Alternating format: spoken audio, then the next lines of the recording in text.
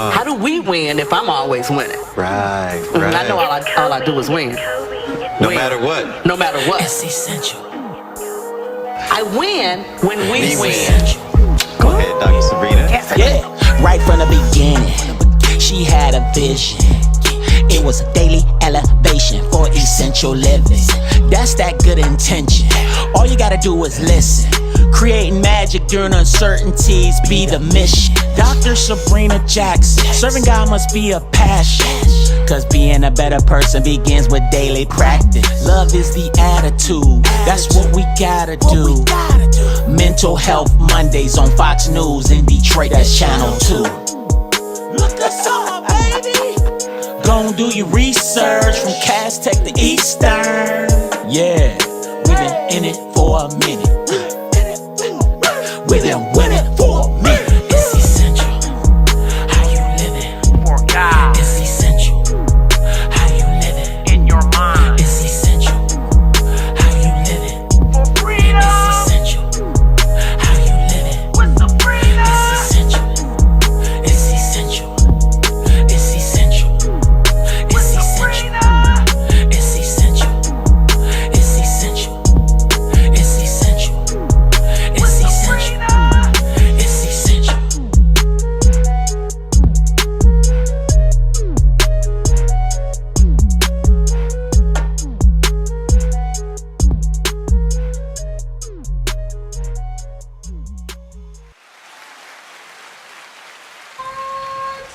Well, good afternoon and welcome to another riveting edition of Speaking Life with Dr. Sabrina.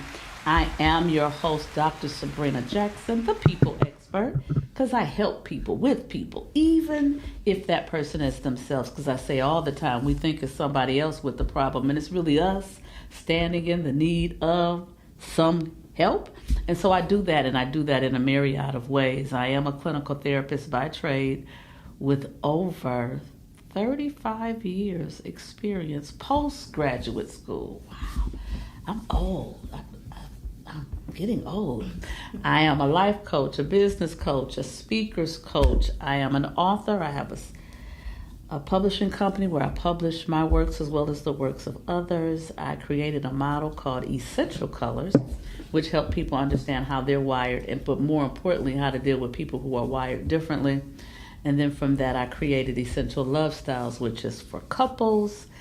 And I have a nonprofit, and I have an umbrella in the media world. So I do my podcast here. I do Fox 2 every Monday morning with Mental Health Mondays.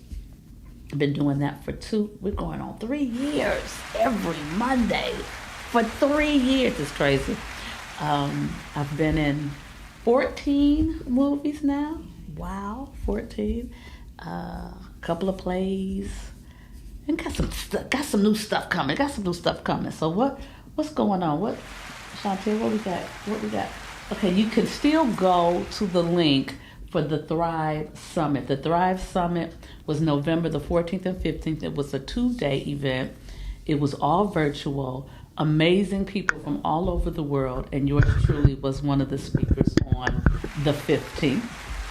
And you can go to the link, and if you go to the link, I spoke about the essentials of self-care. And so I went a little deeper. And so if you go to the link, you can download the ebook called The Essentials of Self-Care. You could take an assessment to find out your self-care regimen, style, all that kind of stuff.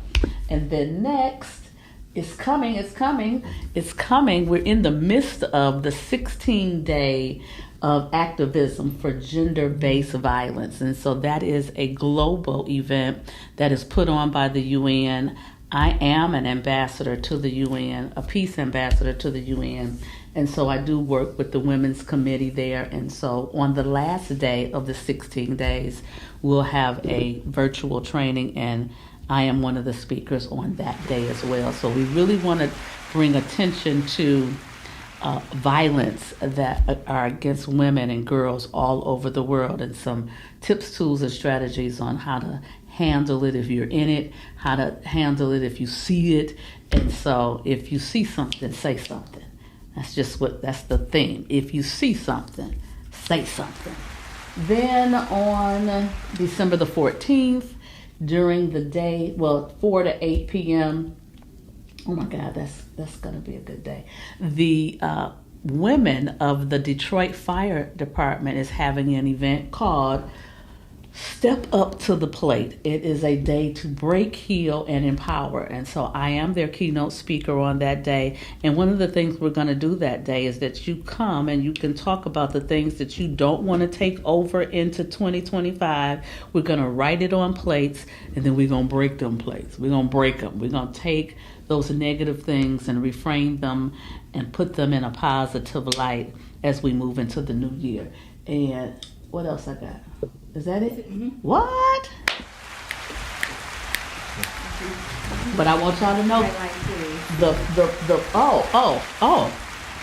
the last thing is not the last thing, but it's the good thing. I have my own fragrance, and the fragrance is called Breezy.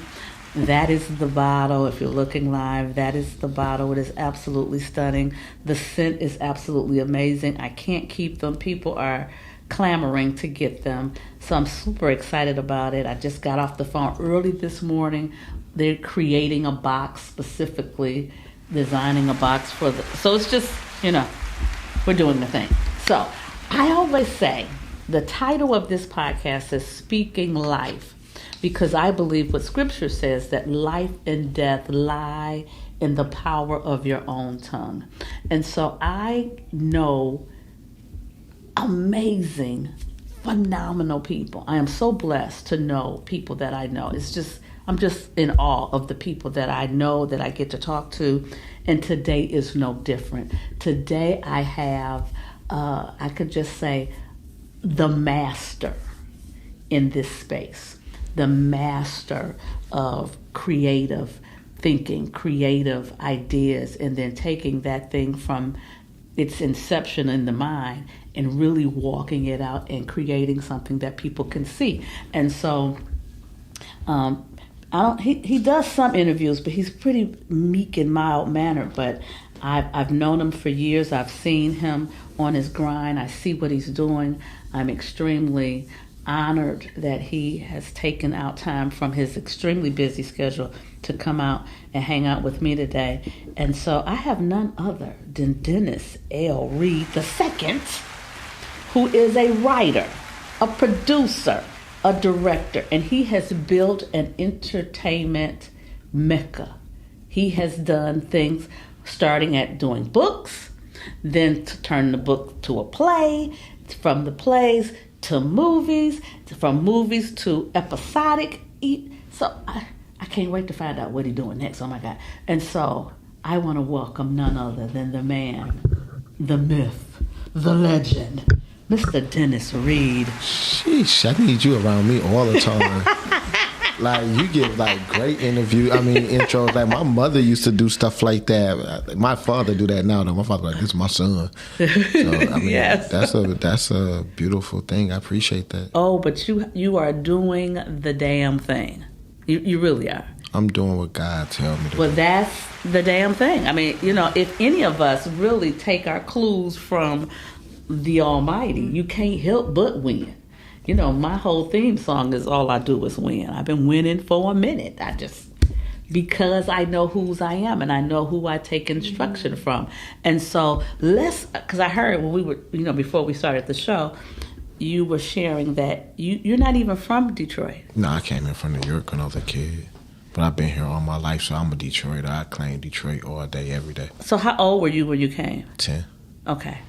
So 10 years someplace else. I'm 48. About to be 49 December 14th when you got an event. I do. Yeah. Happy birthday. Thank you. That's my new year. Every December 14th is my new year. So, it's like I celebrate two birthdays a year. Like April 20th is a birthday for me because I think that's when I really changed my life. Okay. And then December 14th, the day I came out my mama. The day I came out my mama. Yeah.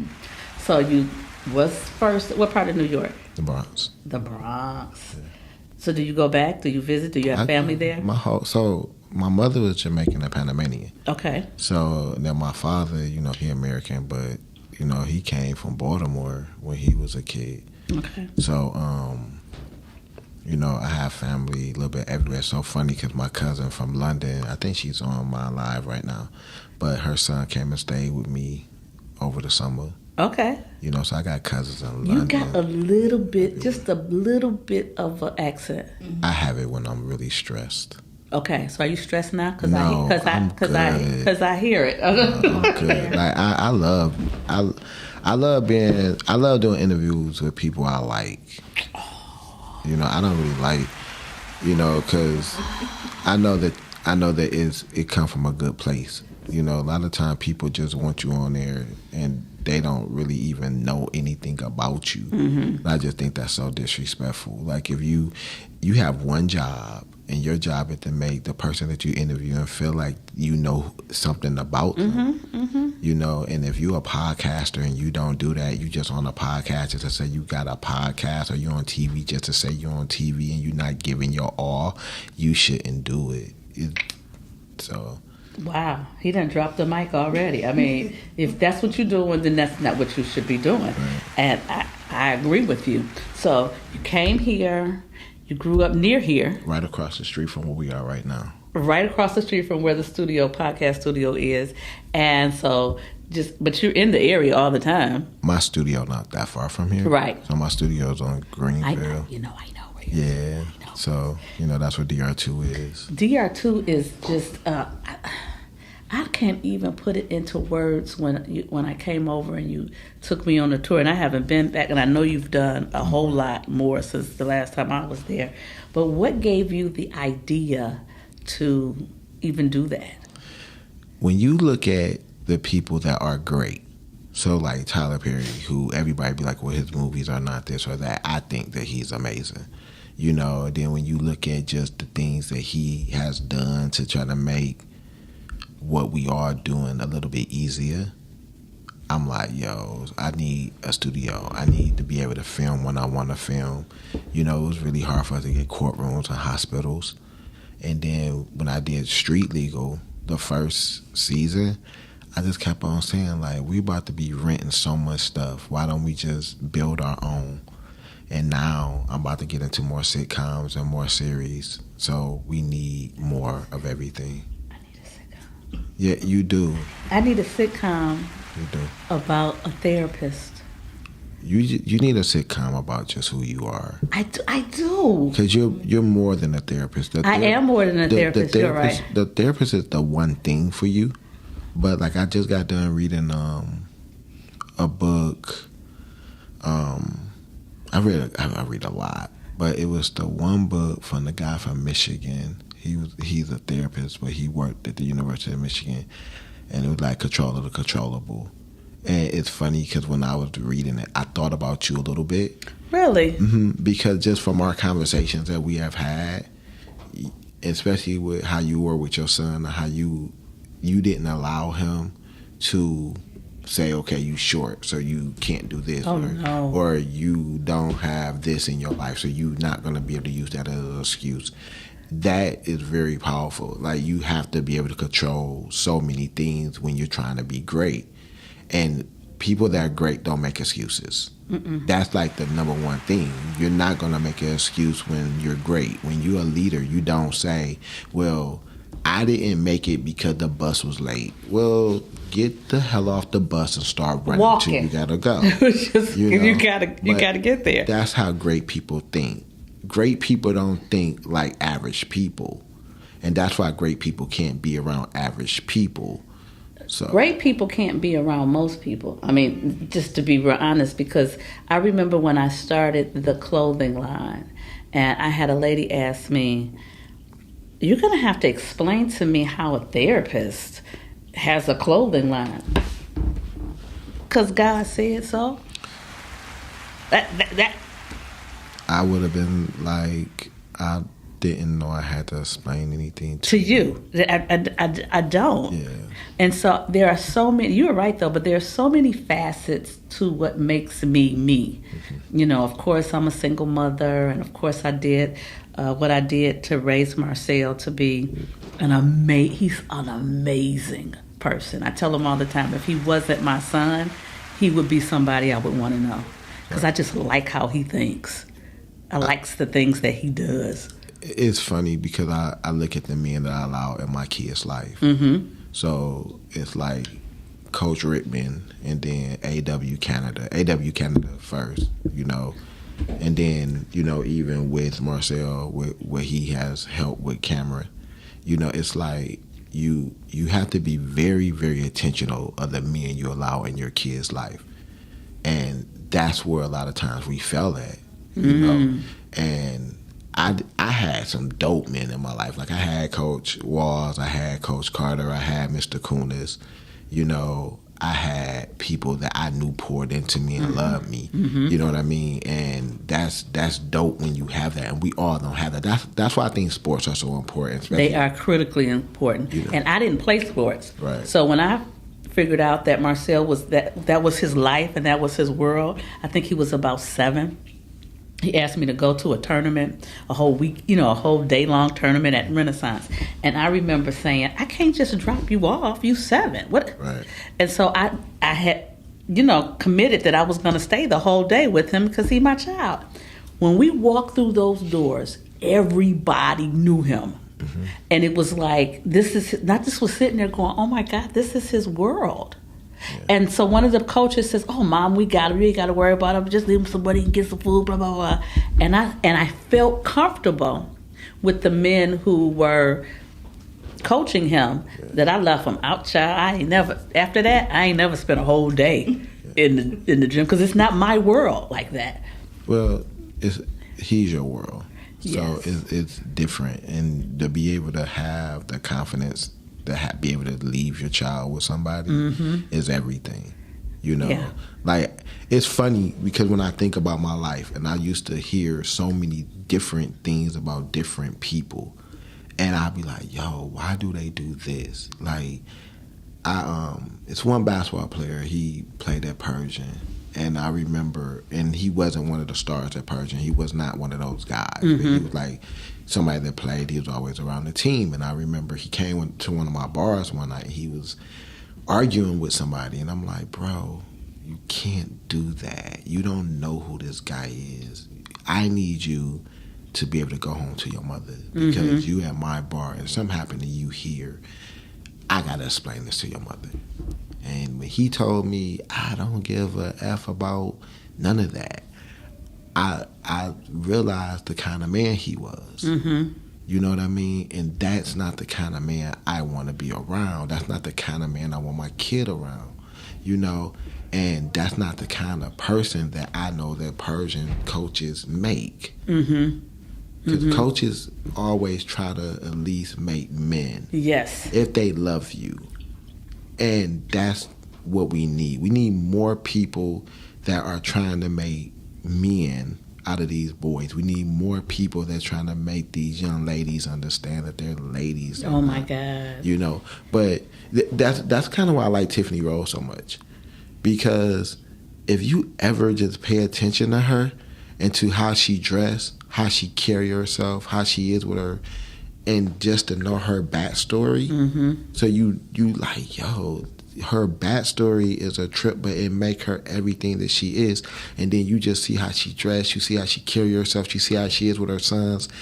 Those grandsons now. Yeah, right. But what that teaches you is, it teaches you that you can have a sketchy past and still be a blessing to the world. Yes. You know, and that's how I feel about my life. I feel like my past was not always what it should be, but it was what it's supposed to be. I always say this, though, and this is good that you go there because, and I really want people who are listening, because there's somebody listening right now that is sitting in a space where it's negative.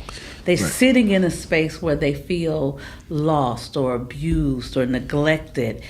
God does not consult your past to determine your future. But He uses your past, because the things you get through help you to get to. Right. So I've been, I've had some trauma. I tell the story that I was gang raped at 14. And when I first started writing about it, I had to let Marcel read it first because I didn't want it to be out in the world and it hit him like, oh, I didn't know that. Right. So I just let him read it. And so I just loved his response. He was a teenager when I first let him read it.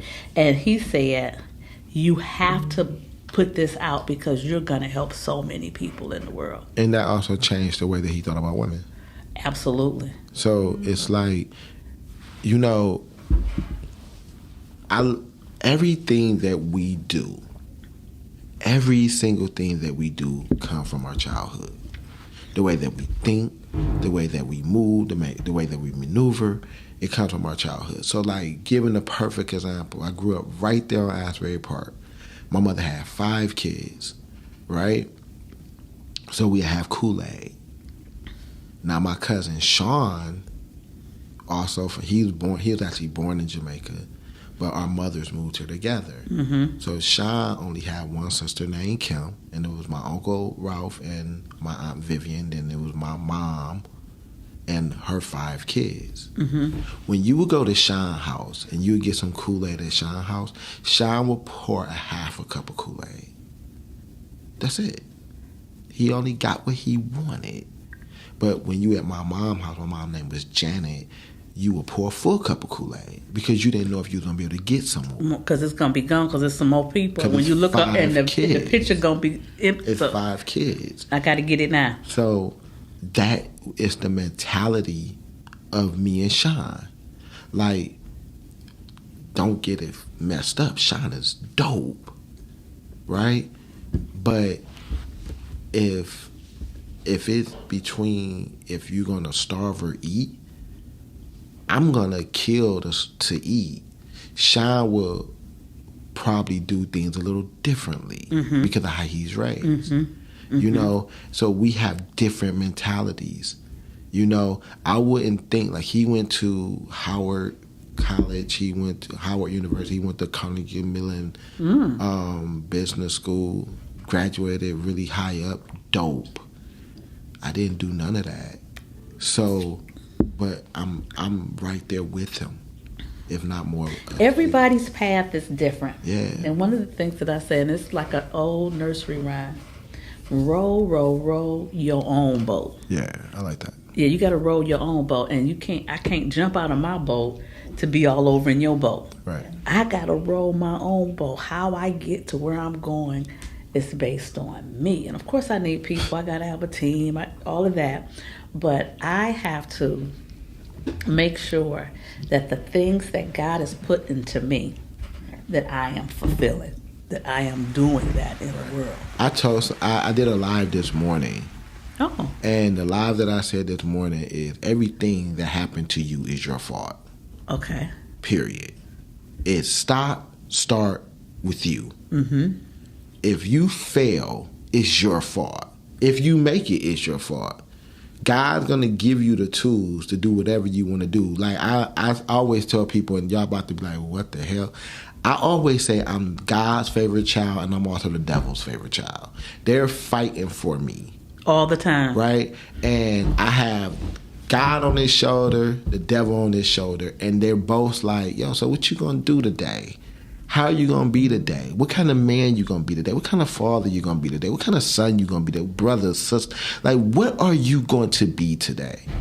And these are things that I think will make me a good writer, because I'm not always going to write the happy ending. I know. I remember when you told me, you said, Sabrina, people don't support good stories, feel-good stories, Christian-based stories. You remember? I probably said that. No, you said it. If you said I said it, I said it. You said it. I don't because we were talking about me doing. I can't remember what we were talking about me doing, but you just said, "Well, that's not going. That may not pay because they don't support." It's not gonna make me no money. At the end of the day, I'm about making money. Right. So I understand that in this genre of what I do, it has to be drama. Mm-hmm. Now, I just did something for Jalen Rose. And I shouldn't say for Jalen Rose because I did it for us because it's like me, Jalen, and Ty. Mm-hmm. But Jalen brought the story. And when he brought it, I just kept on thinking to myself, how can I write something that's going to make him proud? How can I write something that's going to make Ty proud? How can I write something that the whole world is going to be like, yo, this is fire? And I just said to myself, just like with Street Legal, I'm going to write things that happen in all our lives. Mm-hmm. All of us have issues. Mm-hmm. And that's the things that you want to see. You want to see how somebody handled a problem that you had. Mm-hmm. You want to see how somebody else that you think have way more money than you, live way better than you, and they still got the exact same problems you got. Exactly. Because we do. We do. It's a people thing. It's not a money thing.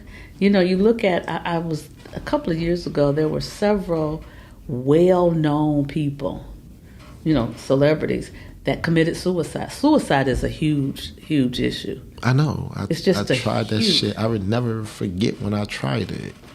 You tried to commit suicide? Yes. Like, how old were you? 30? I'm 48 now. 30? 30? Yes. For sure. Wow. And it's funny because I look back at it now. I'm like, yo. It's like a couple of things. Because like when I was like 29, that's when I got shot up. So I got shot up at 29, April 20th. Okay, shot up. Like shot up. Like how many times? Six? Mm-hmm. Yep. Okay.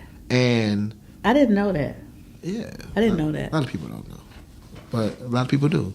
Okay. But when all this stuff was happening to me, I'm sitting there like, my mother lost my brother on his birthday when he was 22. Okay. And I think that's why God didn't let me kill myself. I think that's why God didn't let me get killed that day. Because he knew my mother and father couldn't handle it. Right. He knew that my grandmother couldn't handle it. Mm-hmm. He knew that my sisters couldn't handle it. Because it was always just me, my mom, and my sisters, and my brother. My dad was there. We knew who my dad was.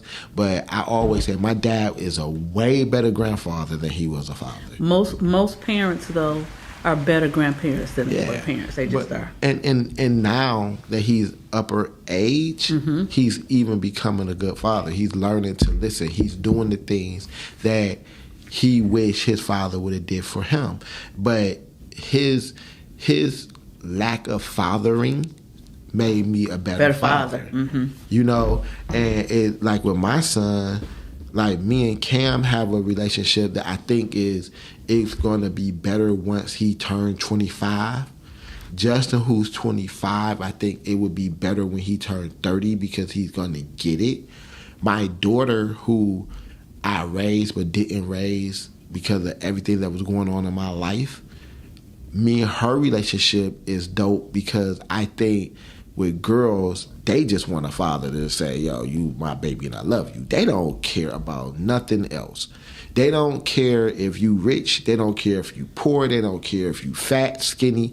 They just want a man that loves them for no reason at all. Because that's what a father is for a daughter. That I always tell people, your father is the only man that loves you just because. He don't love you because he's trying to sleep with you. Nope. He's not loving you because you're pretty. He loves you just because you come from him. That is what Jasmine made me to her. And then when I look at how her husband is with my granddaughter, you could tell that Devon loves her. Love her just because that's his daughter. Mm-hmm. You know, and those are the things that I'm grateful for because, like, I'm grateful that my daughter is married. Mm-hmm. I'm grateful that she has a husband that loves her. You know, mm-hmm. I'm grateful that my sisters have men that love them. Like, my brother-in-laws, all of them, they could be jerks. But they are my sister jerks. They love their wives. Like when my sister's husband died, I had one white brother-in-law. He died. And I'm like, I remember talking to him because he was from Europe. And I'm like, yo, Steve, you know you my favorite white brother-in-law. And he's like, Dee, I'm your only white brother-in-law. But the way that he loved my sister was exactly how I know my sister wished my father loved my mother. You know, and that is everything. You know, when you take your childhood trauma and you made great food from it instead of just taking the BS. I think it's moving from just surviving the trauma to now thriving. And so I always say that I'm a survivor and I've survived many things, but now I'm a thriver. So I can talk about it, I can teach about it, I can help other people, I can recognize it soon as, sometimes I'm someplace and I'll see a person and I just know. It's just how God uses me. But I absolutely think it's important for people to not sit in their pain to where they get stuck in the pain, but they got to go through the pain so they can heal from the pain. You can't heal from a thing that you won't reveal. You just can't. If you don't deal with it, it ain't going. I have made a lot of money from my pain. You know, like I love it. I am a better writer when I'm down. Like it's like the book I'm reading right now, Damon John's book, and he was saying like in Rocky, he was a much better fighter when he was broke. Okay. And then when he got about to fight Mr. T, he went from really, really working his butt off, trying to be running stairs, being in the hood, fighting and really training, to now you in the air-conditioned gym, you driving in this big car, you not doing what it took for you to get where you want to get. In my life, that's how I feel about it. I feel like, I'm finally comfortable, and I can't be comfortable. Because when you become comfortable, you become complacent. You become prey. Because I know that it's another writer. I know that it's another director. I know that it's another producer. I know there's another studio owner. I know that it's another person that wants everything that I have. And I have to fight every day to be that much better. It's not competition. The competition is here, but I have to be so self-motivated that I know that everybody wants what I have. Everybody wants a street legal. Everybody wants a faithful. Everybody wants a first lady. Everybody wants I like faithful.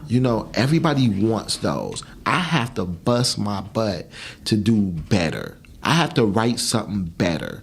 When I wrote Southwest, that was, I promise, I told Ty Hawkins, I said, bro, I feel like this is my best writing. So now that I'm writing The Mayor, the writing is even better because I wrote Southwest. When I did True Law, my very first movie, I didn't do He Said, She Said, my very first book, because I wasn't ready to do He Said, She Said. When I finally got ready to be able to do He Said, She Said, I was prepared. The writing was better. The money was a little bit more, so I could do more. But I think that this is because I know that people want to be in this entertainment world. Right. People really, really want it. They hungry for it. They think they good. They think, why ain't nobody casting me? What would you tell a person who wants to be an actor in this world? You have to, acting is networking. So like I do boot camps. So I got a boot camp January 17th through the 19th. The 19th is my birthday, by the way. My mom's birthday was the 18th. That's why I like you. And my niece Jasmine, my oldest niece, her birthday the 19th. That's my baby. And Marcel's birthday is the 30th. I know Marcel because that's my son's mother's birthday. So, okay. Yeah. And that's also Jalen Rose's birthday. Oh, okay. Yep, that's Jalen Rose's birthday. All these January babies. But he's you're doing a boot camp. He's an Aquarius. You're a Capricorn. Mm-hmm. But and they're two different people. Oh my God. Way different. Just because you born in the same month don't mean you the same kind of person. Not at all. But I'm not a true Capricorn either, because all the Capricorns that I know that are like true Capricorns, They're just like you. no, they're. You're just like Tracy. You just like Tracy and Janet and Sonya. Yes, you are. Y'all are all the same.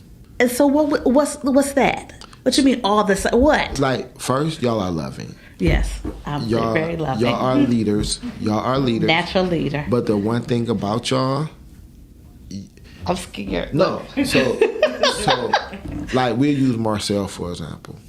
If you don't like somebody, Marcel can't like them. That's just how y'all are. You have a problem. Like, my mother used to be like flat out, if I don't speak to them, You don't speak to them. Okay, so now let me help Go you. live with them. Now let me say this. I am not that way. You were. I'm not. You a counselor, so you different. But now. this is but this is the reason why. Because I feel very strongly that everyone has a right to love and like who they want. You saying that because it's the right thing to say. No, Sabrina. I promise you, Marcel. You can call Marcel and I'm ask not, him. because if Marcel say that you're not right, Marcel will hear that. No, he's not. He's not. But I'm telling you, because we had a situation. One of my friends that Marcel grew up with, me and her fell out, and we really don't kick it no more. But Marcel goes over there. He spends time with them, and It depends on the situation with y'all. Because I know that they love him, and even though me and her ain't cool, and that's why you allow it. But 9 times, but if they didn't love him, that's a pass. You give certain passes. Don't get it messed up. Y'all are rational people, but y'all are. I'm telling you, my mother could never be cool with all her kids at the same time. She had a problem with one of us. At some moment. Listen, if she was cool with Dennis, she not cool with Tracy.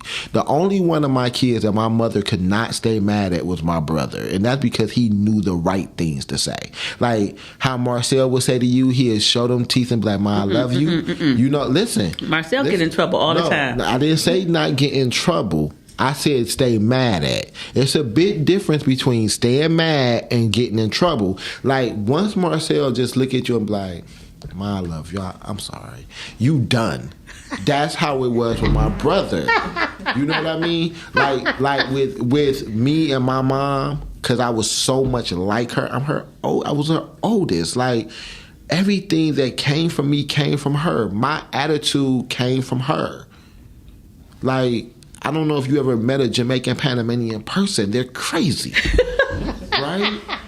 And she raised 5 crazy kids. People. And it's okay. As long as we respectful with our crazy. Right. You know, and don't have a problem with being disrespectful sometimes. Well, okay, so let me ask this question. Okay. Do you think that Michigan was right to try and plant their flag in the middle of Ohio's? No. I Disrespectful. That was so disrespectful. And that's the thing. It's like you cannot. First, you can't talk to ignorant people. Right. When you talk to ignorant people, they okay ignorance. Right?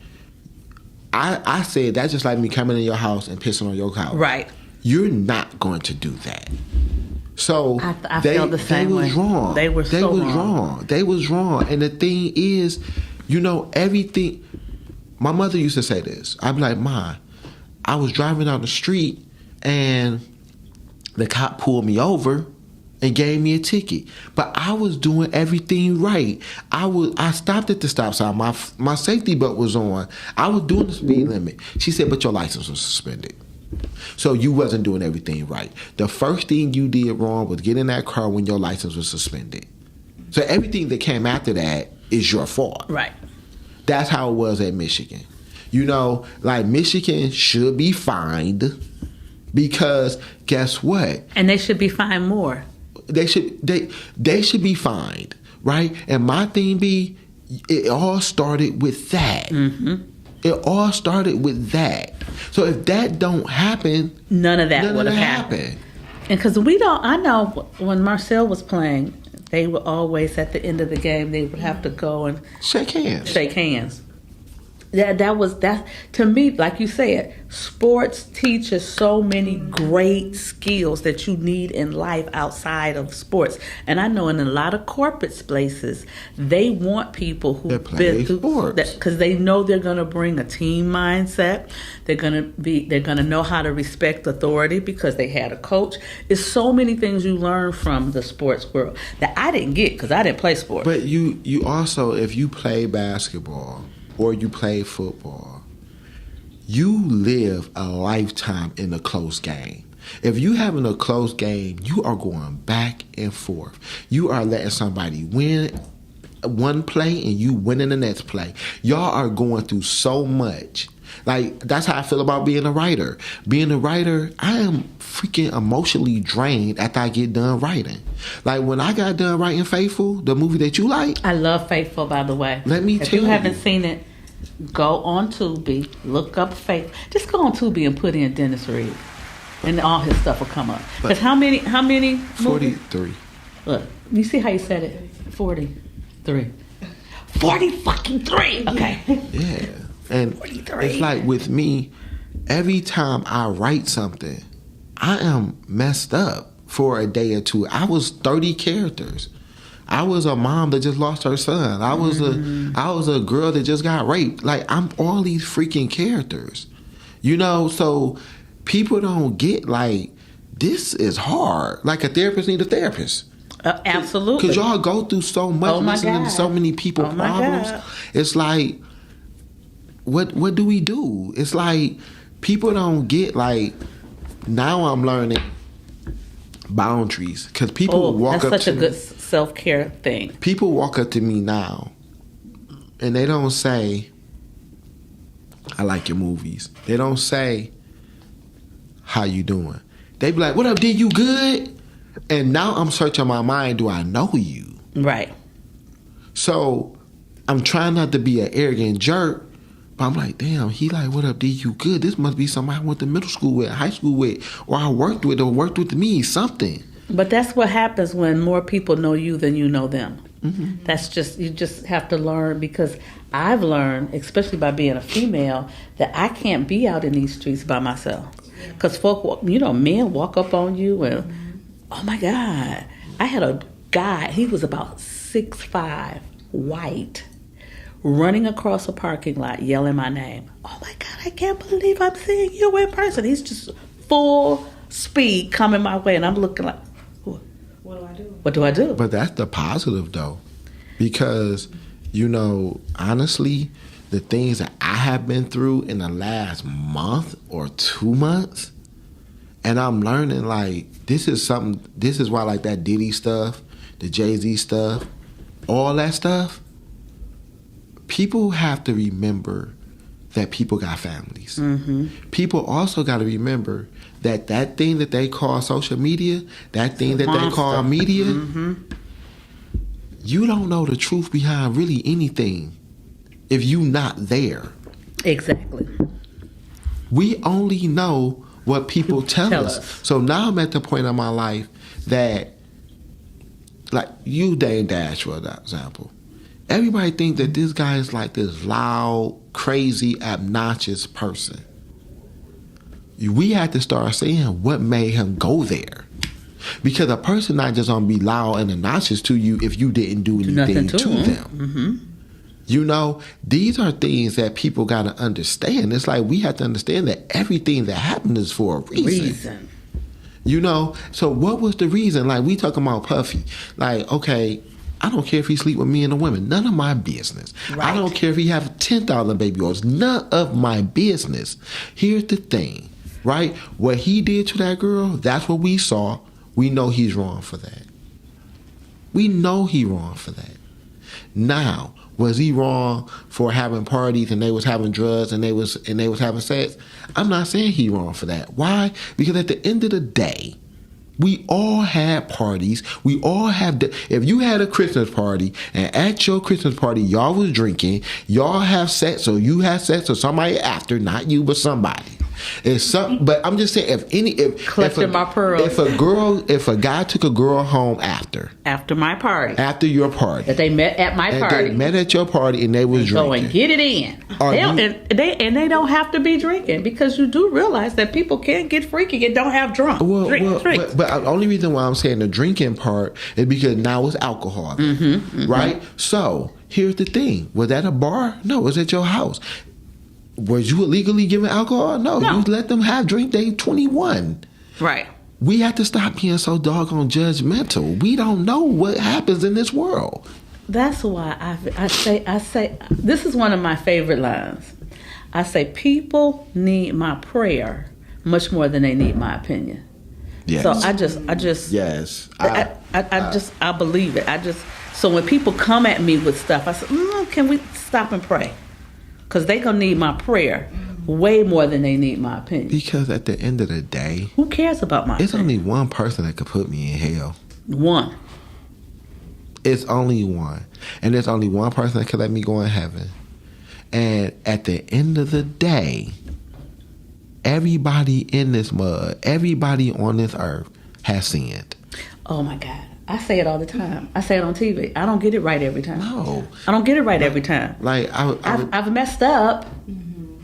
Like you think about gay people. You be like, yo, you going to hell because you gay. But you not married and you haven't sex. So you're fornicating. But they say in the Bible that no sin is greater than the other sin. So if that person going to hell, you going that to person hell going to hell too. So that if you lie, they say you going to hell. So yeah, bro, come on. Like, how about let's stop trying to put everybody in hell and let's try to help some people get to heaven. This is what I say. If we as a people, one, stop doing things to be so offensive, and then stop being so offended. Right. Just because somebody don't like, I can remember I had somebody write me after seeing me on TV and said, oh my God, I hate your hair. It looks like a used mop.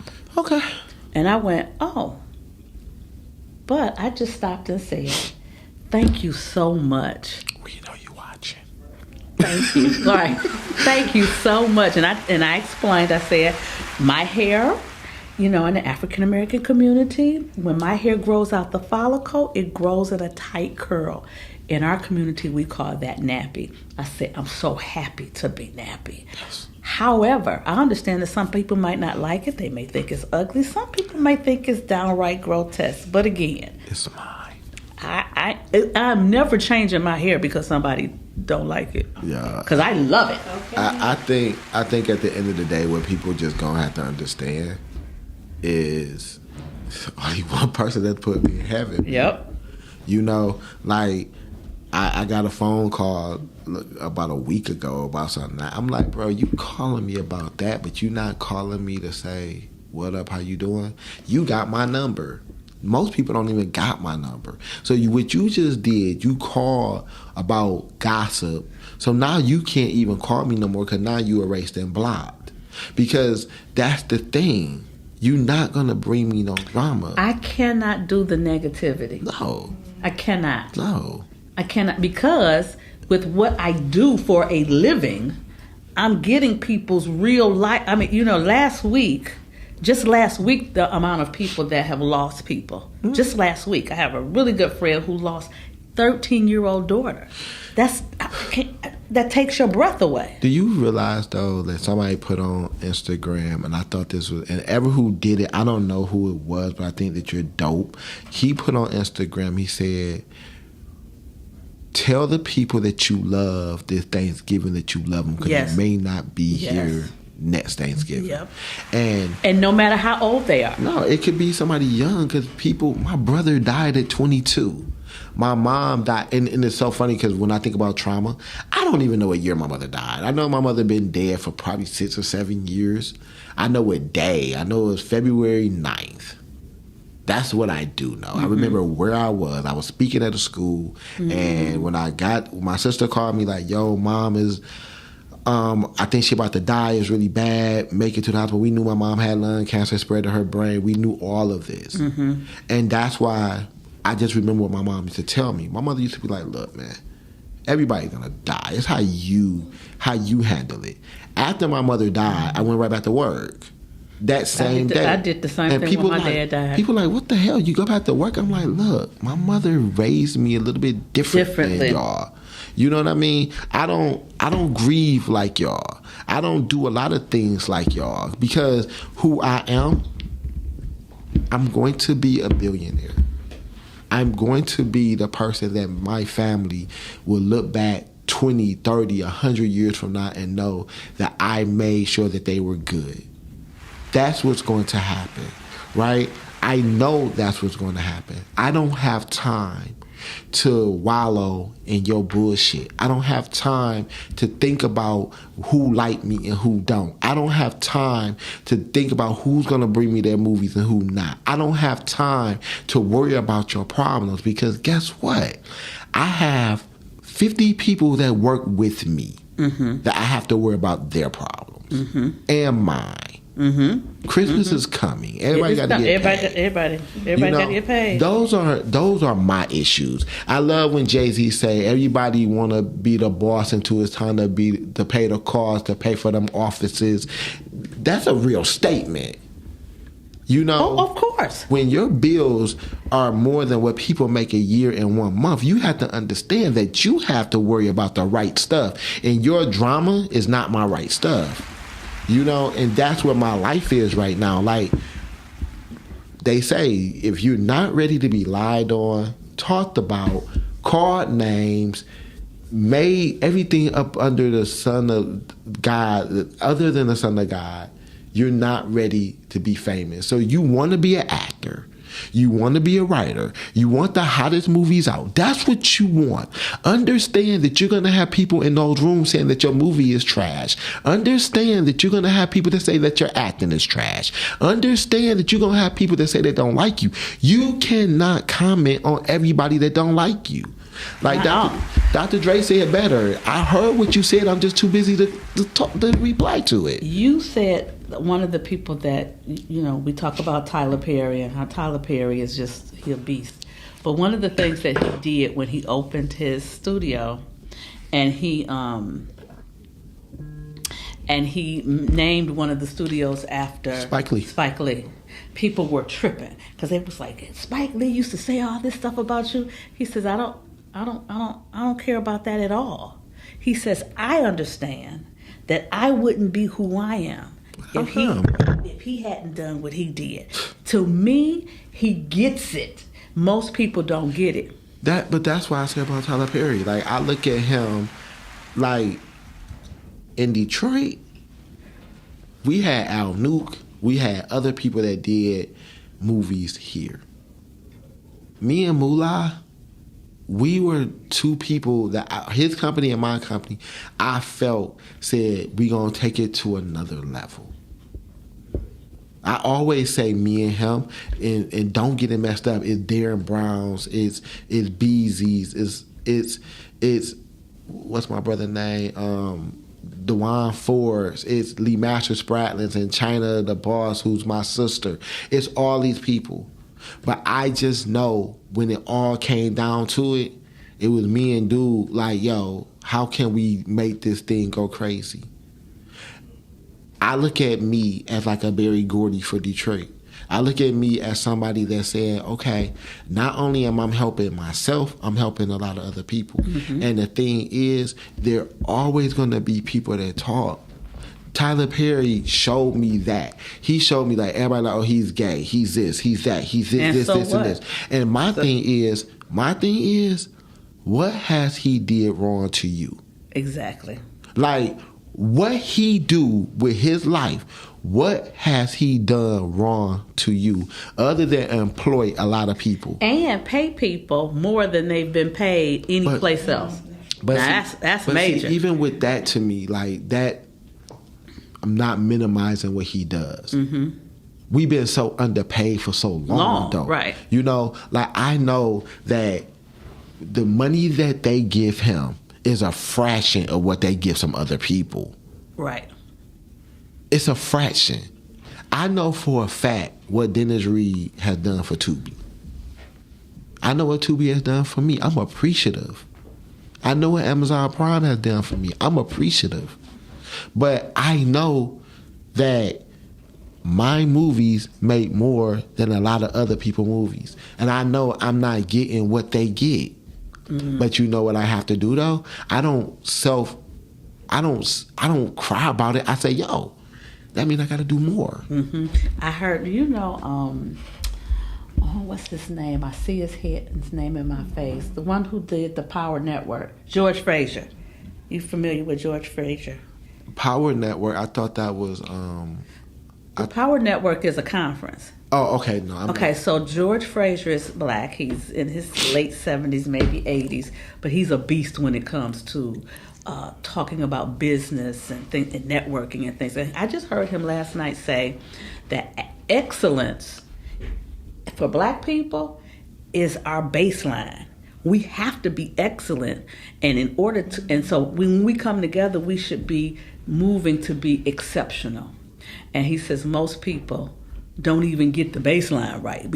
But in order to be successful as a black person, you got to be I can't go to 10 times better than anybody else. That's the bottom line. We do not have the luxury. Room. Mm-hmm. My mother used to say, I'm not rich enough to be crazy. Right. I don't have the time to go crazy because I got 5 kids to feed. I don't have time to sit there and talk about who's not liking me or who not doing this. I have bills to pay. Mm-hmm. And once people understand that, once you understand Tyler problems, because Tyler got problems. Yes, he do. He got a studio to pay for that I know costs a lot. He has a budget that I know is a lot. And just because you hear that he made $40 million, he worked $90 million worth of work. Mm-hmm. Mm-hmm. You know, so before people start throwing knives and jabs about even the people that's right here in Detroit that I'm very, very proud of, that making these movies, these actors that making these movies, and they're doing their thing. Before you say that one of them can't act, let's see you try to be them. Come on, before you sit there and say how that movie not good, let me see you try to make that movie. And then on top of it, if you are that dope and you feel like you can make their movie better, then do it. Call them and say, yo, how can I come work for you for free? For I could show you how I can help you. And then after that, you could pay me. After I show you my work. Let's see you do that since you want to talk. You got all the time to talk. Let's see what you do. Most people don't want to do nothing for free. Don't. They just don't. So I only got 5 minutes. Oh my God. That's cool. This has been so rich and so good. So you started selling books out your trunk. No, I was going to beauty salons. But that was you still had them in your car. They're in the back seat. In the back seat. So, and then you got up to selling 50K? Yeah, I sold like 50,000 books. Wow. Hand to hand. That's amazing. I was a drug dealer, B. Okay. That's what, what's funny? It's funny you say that to me because my son says to me all the time, he said, "Ma, you think like a drug dealer." You do. You're a hustler. He said, "Are you always in hustle mode?" And he said, "I want you to not be in hustle mode." And I was like, when I have an idea, I immediately start moving to make the idea happen. So he sees it as a hustle mode. I just see it as that's just how I'm wired, and I make it do what it do. So how you get them gym shoes, Marcel? Come a hustler, baby.